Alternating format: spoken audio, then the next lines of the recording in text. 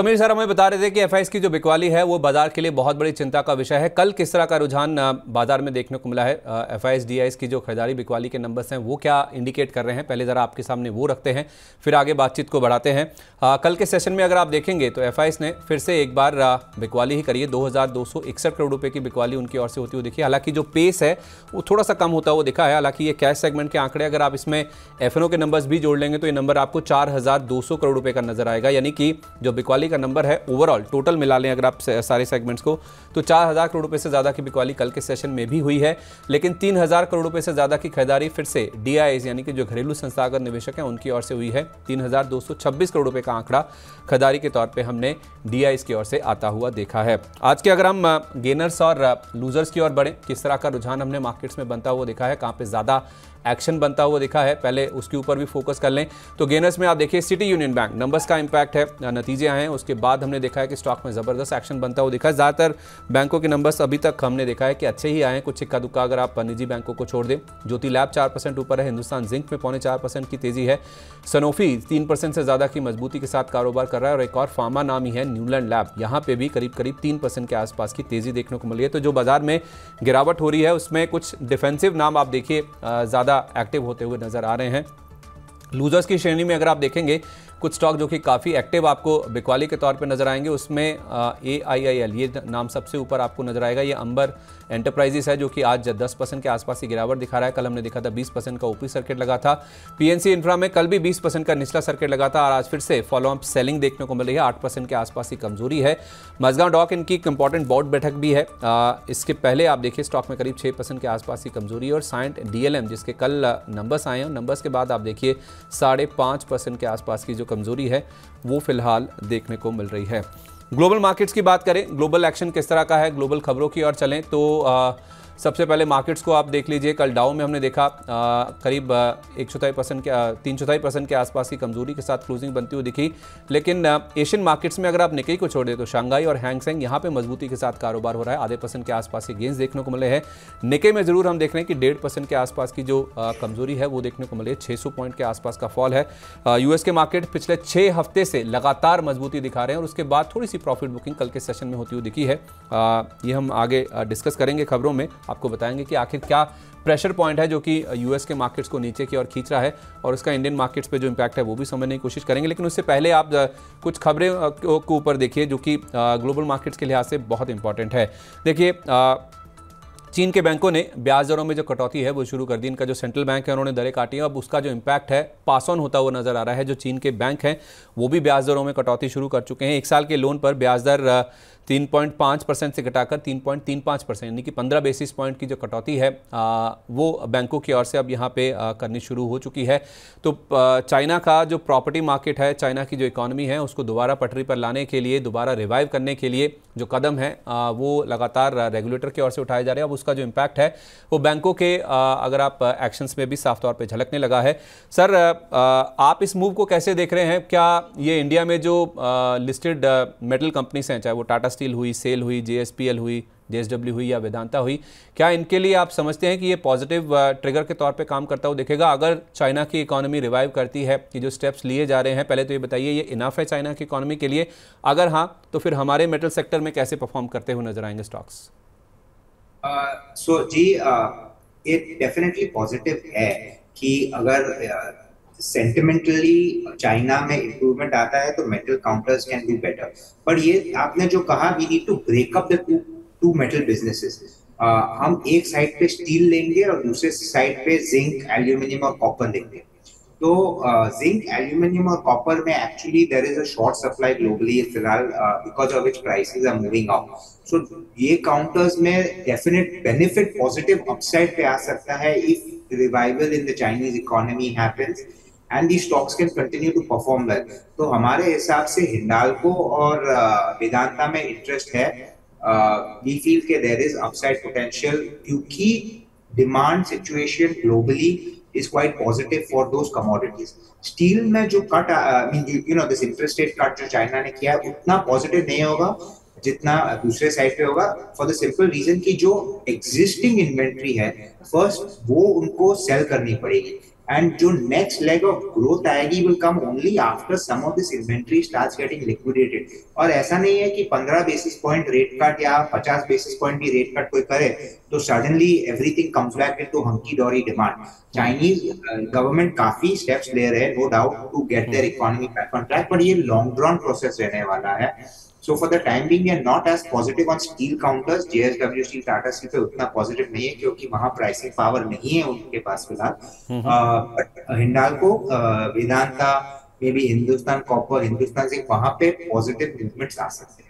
चलिए, तो pure play steel के बजाय जो बाकी स्टॉक्स हैं, हिंडाल्को हुआ या फिर जिंक एल्यूमिनियम के जो प्लेस हैं, वेदांता हुआ, हिंदुस्तान जिंक हुआ, हिंदुस्तान कॉपर हुआ फॉर दैट मैटर, वहाँ पे आप ज़्यादा फोकस कर सकते हैं स्टील स्टॉक्स के बजाय। अच्छा, यूएस में भी हम देख रहे हैं कि सर एक नया फिनोमेना शुरू होता हुआ दिखा है। जो इनकी बॉन्ड यील्ड है, 10 साल की बॉन्ड यील्ड है, वो दोबारा उछलनी शुरू हो चुकी है। कल का नंबर अगर आप देखेंगे तो 4.2% पर इनकी बॉन्ड यील्ड दोबारा उछलकर पहुँचती हुई नजर आई है। 2 महीने की ऊंचाई पर यह आंकड़ा पहुँचता हुआ दिखा है। साफ इंडिकेशन इस चीज़ को लेकर मिल रहे हैं कि यूएस की इकोनॉमी के जो आंकड़े आ रहे हैं वो दर्शा रहे हैं कि यूएस की इकोनॉमी बहुत मजबूत है और फेड बहुत जल्द बहुत तेज़ी से जो ब्याज दरें हैं वो नहीं काटेगा जैसा पहले एंटिसिपेटेड था। अब ज़्यादातर क्यास यही लगाए जा रहे हैं कि शायद एक और 25 बेसिस पॉइंट का 0.25% का जो रेट कट है वो फेड की ओर से आता हुआ नज़र आ सकता है। तो इसकी वजह से हमने देखा कि कल यूएस के मार्केट्स में थोड़ा प्रेशर बनता हुआ दिखा कि जो रेट कट की होप्स है वो थोड़ी डिमिनिश होती हुई नज़र आ रही हैं, कम होती हुई नज़र आ रही हैं। और उसके साथ साथ कल एक यूबीएस की रिपोर्ट भी आई है सर, जिसमें कहा गया है कि चुनाव से पहले अमेरिकी मार्केट में वॉलेटिलिटी जो है, उठापटक है, वो बढ़ती हुई नज़र आ सकती है, लेकिन चुनाव के नतीजों से अमेरिकी मार्केट पर कुछ खास बड़ा असर नहीं देखने को मिलेगा। तो एक बड़ा इवेंट है हमारे सामने यूएस में जो प्रेसिडेंशियल इलेक्शंस होने वाले हैं, लेकिन यूबीएस की एक रिपोर्ट बता रही है कि उठापटक ज़रूर मार्केट्स में हो सकती है, लेकिन कोई बहुत बड़ा इंपैक्ट आएगा इन चुनावी नतीजों का ये शायद नहीं देखने को मिले।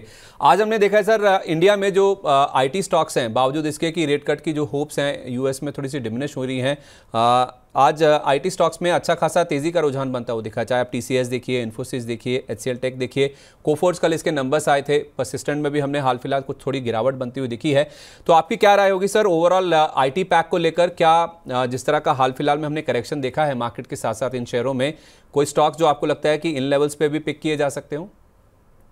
जी, एक्चुअली आईटी पे मैं उतना पॉजिटिव नहीं हूँ, और हम लोग ने आपके चैनल पे भी ये पहले कहा हुआ है, क्योंकि जहां पे कंपनीज की growth rate anywhere between 3 to 5 जैसे इन्फोसिस है या TCS is growing at 6 to 8, if you वहां पे अगर आप वैल्यूएशन मल्टीपल 40 देते हैं, 30 देते हैं, तो I think it is very expensive, क्योंकि पीईजी रेशियोज बहुत हाई एलिवेटेड लेवल्स पे है। दूसरा, जो सब लोग को लगता था कि मार्केट में मार्जिन बेनिफिट्स कंटिन्यूअली आएंगे because of AI and all of that, I don't think कि उतना कुछ major benefit in the near term आने वाला है। So I feel valuations of IT अभी भी ये करेक्शन के बाद भी मुझे थोड़े से महंगे लग रहे हैं, तो I am not as bullish. और दूसरा, जो आपने कहा कि इंटरेस्ट रेट कट शायद नहीं होगा या कम होंगे, तो मेरा व्यू ऐसे नहीं बैठ रहा है, फॉर द सिंपल रीजन कि अगर आप देखें तो US had increased interest rates to tame inflation, क्योंकि जो वो बहुत हाई था।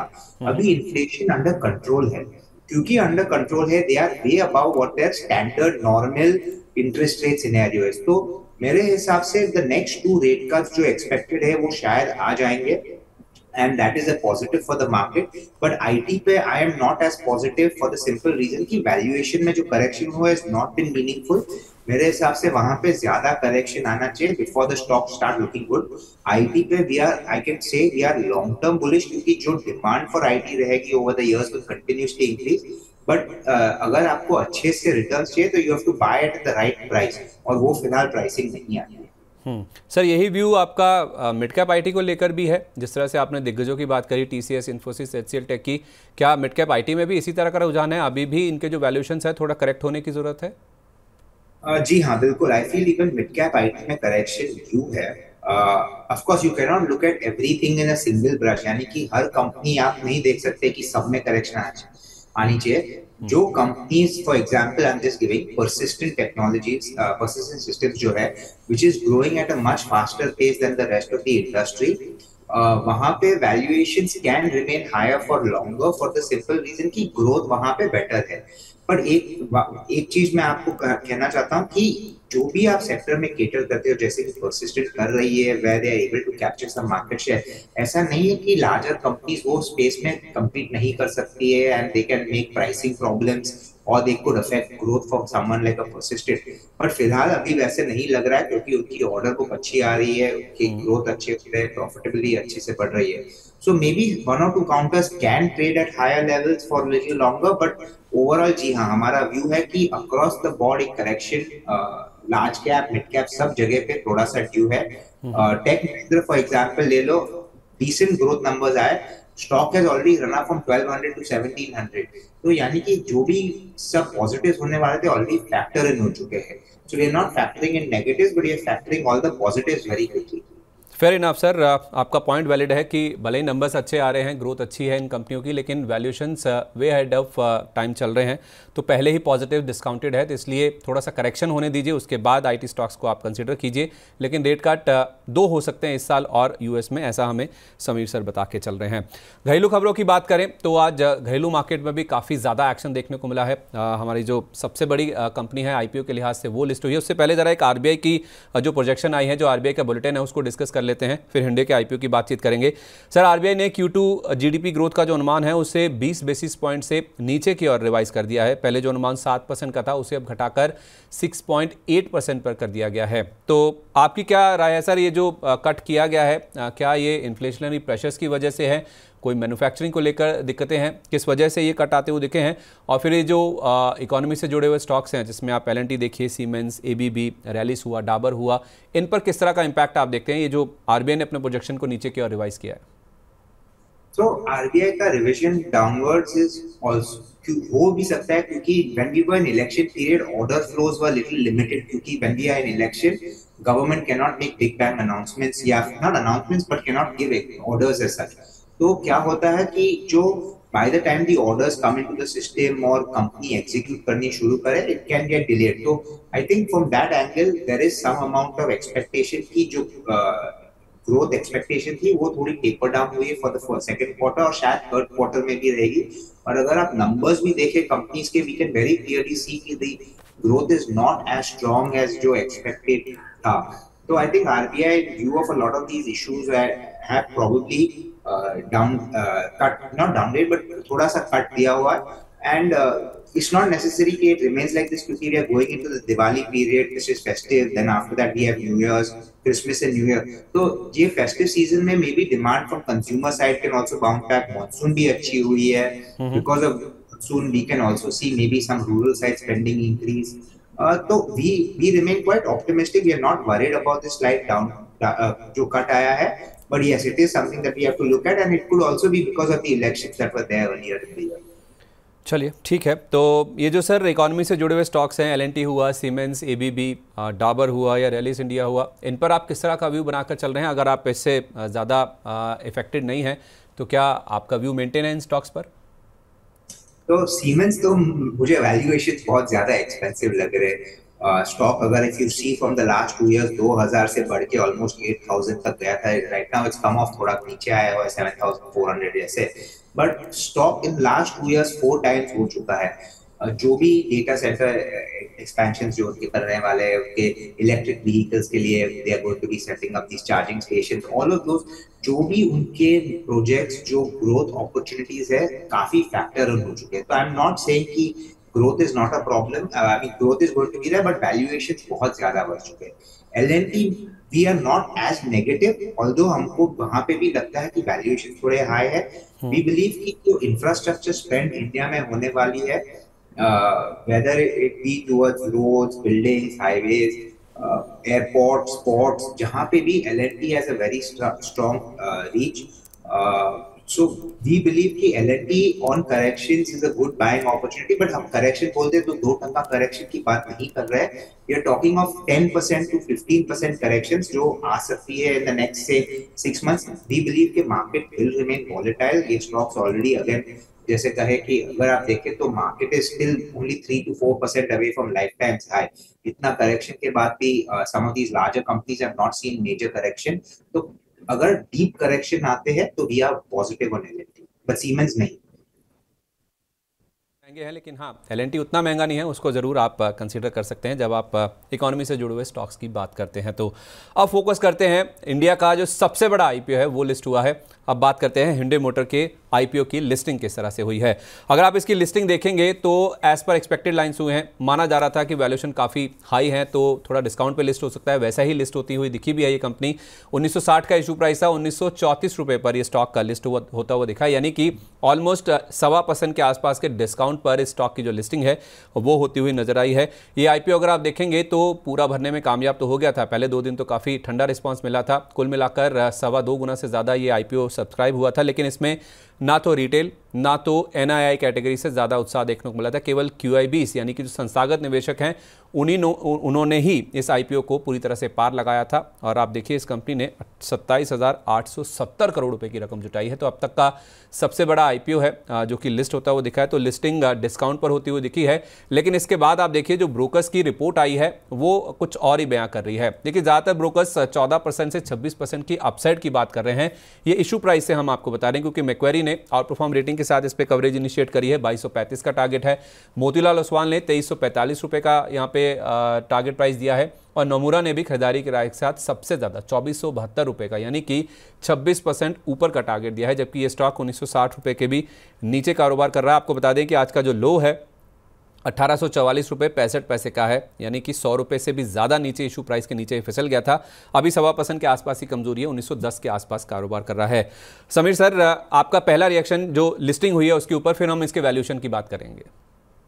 तो लिस्टिंग प्रोबेबली एक्सपेक्टेड ही था कि थोड़ा सबड्यूड रहेगा because they had come out, I won't say expensive valuation but Fairlie price था, यानी कि उन्होंने कुछ रखा नहीं था इन्वेस्टर के लिए कि आप इन्वेस्ट करो तो आपको रिटर्न मिलेगा। So that was kind of expected. और जो रिटेल और एनआई पार्टिसिपेशन भी था was a very clear indication कि उसमें उतना डिमांड नहीं है। एंड गिवन द फैक्ट कि इंस्टीट्यूशंस ने पूरा वो शेयर ले लिया जो रिटेल और एनआई ने नहीं लिया था, एचएनआई ने, they also have got whatever they wanted. उनका जो डिमांड था वो फिलहाल टेम्परेरी सैटिस्फाई हो चुका है। So that is why the listing is a little low. Hyundai is not, it is वो नहीं है कि ये स्टॉक आप ले सकते थे और जस्ट इमीडिएट रिटर्न, ये लॉन्ग टर्म प्ले है। The company is growing in India, उनके manufacturing plants are going to be increasing capacities, they are going to be using India for export. Indian domestic auto market is also rising, so all of that positives are there long term. और दूसरा एक और जो slightly weak है IPO के बाद is because expectation है कि auto sales in this Diwali festival have not been as good, और उसकी वजह से थोड़ा नेगेटिव सेंटिमेंट ओवरऑल है, तो थोड़ा उसका भी प्रेशर Hyundai के आईपीओ के लिस्टिंग पे आया हुआ। सर, ये जो रिपोर्ट्स आ रही हैं ब्रोकर्स की, जो ऊपर के टारगेट दिए जा रहे हैं 2235 से लेकर 2472 रुपये के, आप इनको कैसे व्यू करते हैं? और आपका अगर कोई टारगेट आपने सेट किया हो स्टॉक को लेकर? तो हमने टारगेट नहीं सेट किया है, बट जो मैंने आपसे अर्लियर कहा कि yes we are also saying कि लॉन्ग टर्म प्ले है। तो ये सब जो ब्रोकर रिपोर्ट्स आए हैं usually give 1 to 2 year price view. मेरा 1 ईयर में उतना एक्सपेक्टेशन नहीं है शायद जितना ये टारगेट्स है, but if you have a 2 to 5 year horizon, I think Hyundai आपको अच्छा से रिटर्न दे पाएंगी because their penetration in the domestic market will increase। और अगर Q4 में उनकी क्रेटा की इलेक्ट्रिक व्हीकल आती है, we need to see what kind of pricing and उसमें डिमांड कैसे रहता है, क्योंकि Creta has been one of the biggest success stories। और अगर वो इलेक्ट्रिक व्हीकल में ज्यादा पेनिट्रेशन लेके ग्रो कर सकती है, I think they can capture slightly more market share। क्योंकि मारुति एक जगह पे जो चुकी है, they have not entered the electric space in time, they focused more on CNG, and electric is something that I think a lot of people are focusing on, slightly higher ticket value। तो वहां पे I think Hyundai market share थोड़ी खींच सकती है और उनके valuations में शायद थोड़ा बेनिफिट आ सकता है। ओके, तो आपने कहा सर 2 से 5 साल का व्यू रखना चाहिए, राइट? जी बिल्कुल। चलिए, तो 2 से 5 साल का अगर आपका व्यू है तो आप ज़रूर Hyundai के आईपीओ में, Hyundai के शेयर में, इनफैक्ट अब तो आईपीओ लिस्ट हो चुका है, शेयर में आप खरीदारी करके चल सकते हैं।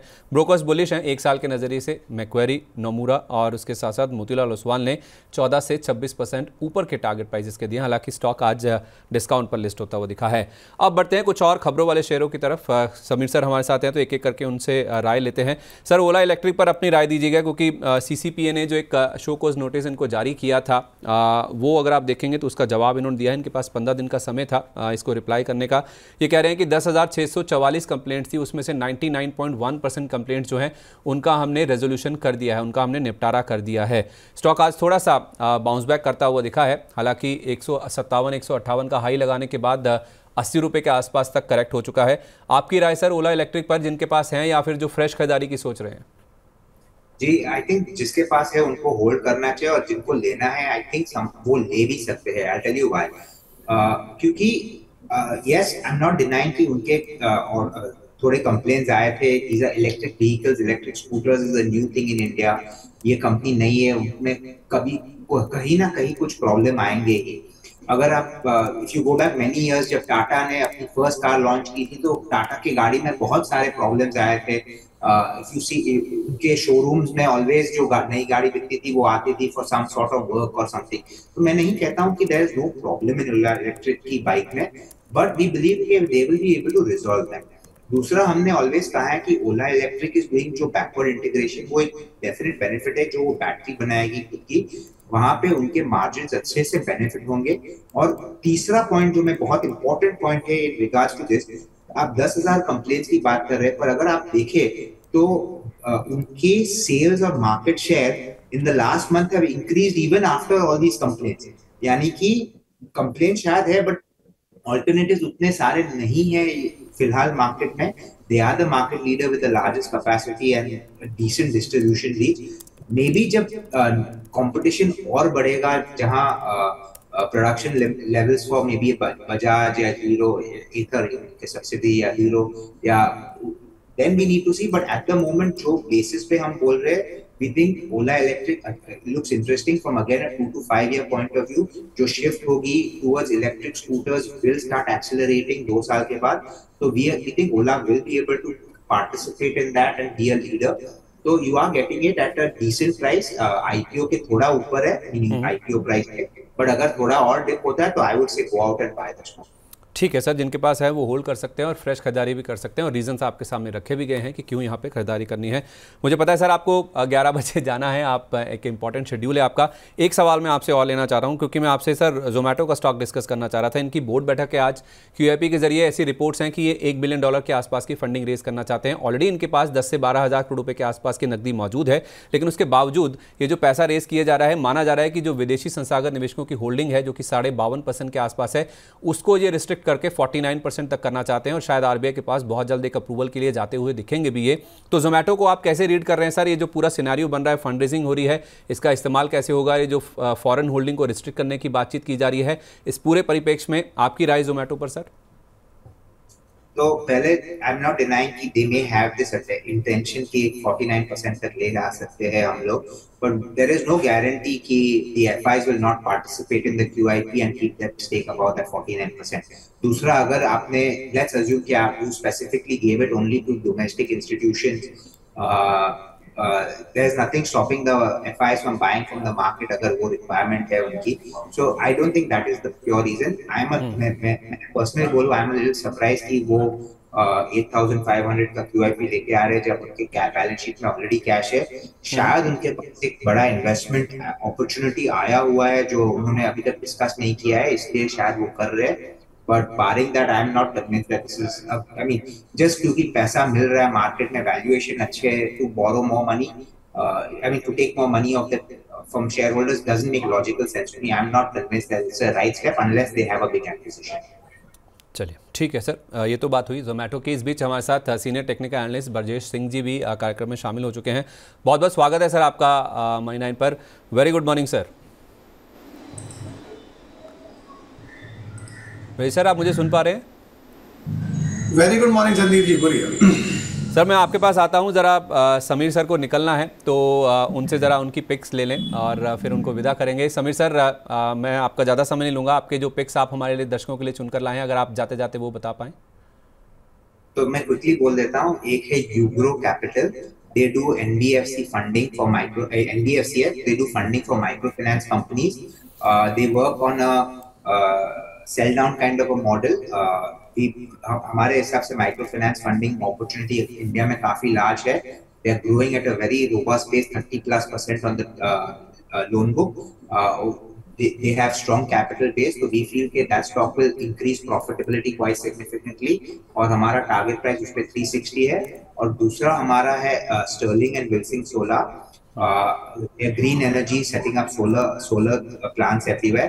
Stock has corrected nicely from 750 all the way down. नीचे तक गया था तो I think 515 या 520 तक भी गया था. Any corrections for me, SW Solar is a buying opportunity, क्योंकि जो सोलर एनर्जी की अपॉर्चुनिटी इंडिया में है बहुत लार्ज है. उनके पेरेंट रिलायंस इंडस्ट्रीज है, उनके ऑर्डर्स अभी तक आए नहीं हुए.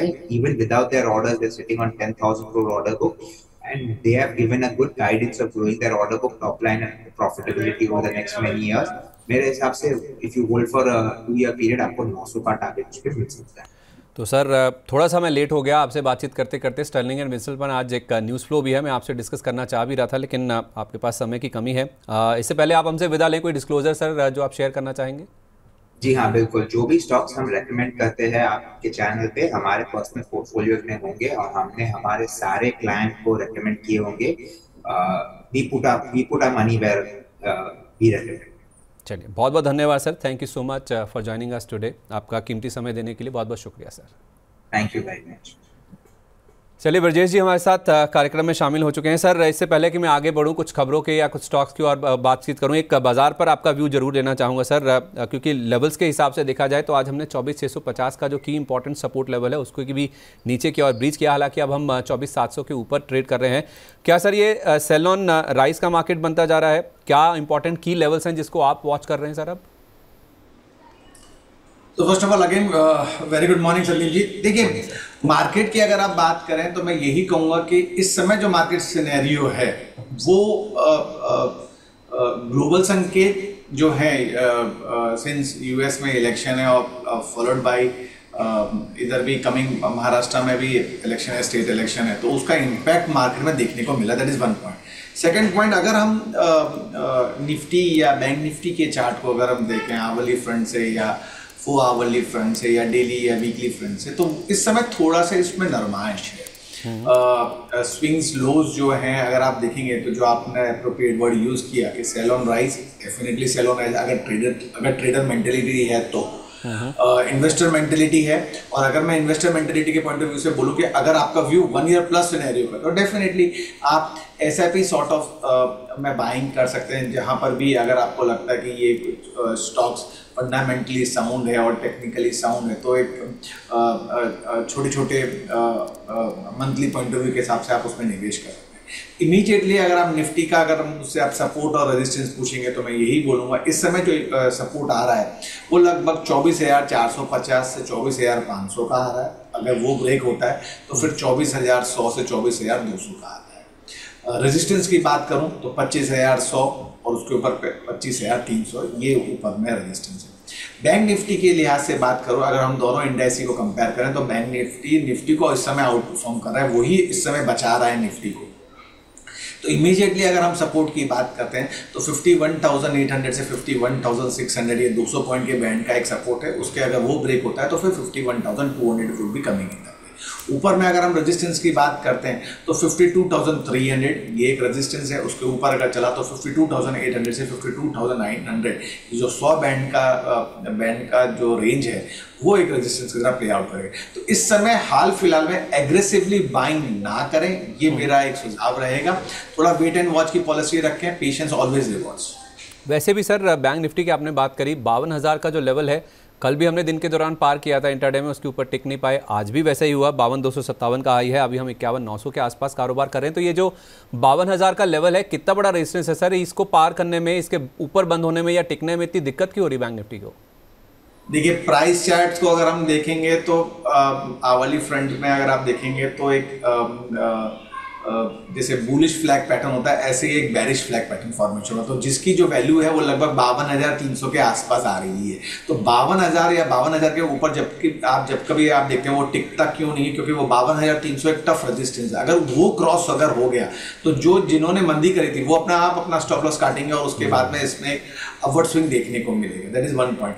अगर आप इंडिकेटर भी फ्रंट से देखें तो नो डाउट प्राइस में हम देख रहे हैं कि वो हायर हाइज बना रहा है, बट वेयर एज इंडिकेटर में वो लोअर हाइज फॉर्मेशन हो रहा है, जिसको आप एक नेगेटिव डाइवर्जेंस बोलते हैं। तो वो एक जो एक नेगेटिविटी वो इसमें प्रिवेल कर रही है। प्राइस पॉइंट ऑफ व्यू से जैसे मैंने आपको समझाया कि 52,100 के आसपास आता है, तो आपने देखा होगा कि 52,000 टफ रेजिस्टेंस, 52,300, तो वो एक क्रॉस हो जाएगा तो आप देखेंगे इसमें सप्लाई आपको ऊपर मिलेगी। तो हाल फिलहाल में आप ये मान के चलिए कि 51,600 से 51,800 का बैंड है, वो एक सपोर्ट है। वहां पर आए तो आप खरीदी करें विद स्ट्रिक्ट स्टॉप लॉस लेके चलें 100 पॉइंट का नीचे का, और ऊपर में 52,000 के आसपास में आता तो एक बार बिकवाली का, तो 200 से 300 पॉइंट की रेंज ये भी आप हाल फिलहाल में देखेंगे। और जितना ये कंसोलिडेट करेगा उतना ही मार्केट के लिए बेटर है। अगर ये ब्रेक होता है तो आप फिर निफ्टी में और सप्लाई देख सकते हैं।